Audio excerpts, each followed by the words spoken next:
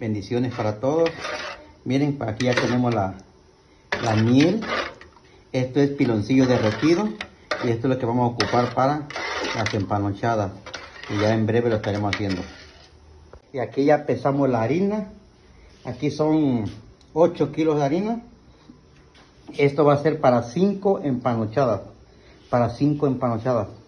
Y ahorita le van a poner los ingredientes. Levadura. Miren, tiene que ser algo porque son para 5 empanochadas. Le estamos poniendo, se le puede poner en esta porción de 300 a 250 gramos de levadura en polvo. Y la de levadura la vamos a disolver en esta parte, así como está. Lleva esta porción de sal, igual aquí adentro se le pone todo. Para estas 5 empanochadas lleva 1 kilo de manteca de puerco, tiene que ser, para que salga algo tradicional. También lleva 200 gramos de bicarbonato. Posteriormente se cuela la miel, échale. Aquí se cuela por cualquier residuo que pueda pasar. Aquí le pusimos 12 piloncillos del tamaño normal. Al rato le subo el tamaño del piloncillo con poquita agua. Así que aquí van 12 piloncillos derretidos. Si se dieron cuenta ustedes, si se dieron cuenta ustedes, ya no le puse más azúcar. Nada más la pura panela o piloncillo, como ustedes lo conocen. Solamente eso llevan nada más. Solamente empiezan a trabajarlo. Allí empieza a trabajarlo.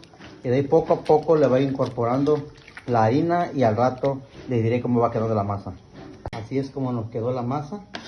La empanochada, miren, esta es la textura como debe quedar.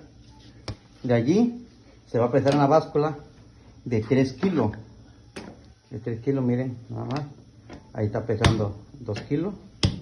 2 kilos, ¿verdad? Ajá, 2 kilos. 2 kilos. Esos 2 kilos va a ir en esta charola. De ahí se pesa otro kilo. 1 kilo nada más. Ahí está, 1 kilo. Y ese kilo se pone así. Miren, aquí en la charola. Y al rato se extiende nada más. Bueno, miren, aquí ya está extendiendo la masa de empanochada de la charola. Y una vez que empieza a extenderlo, posteriormente queda así, miren. Ya bien extendido todo, parejito.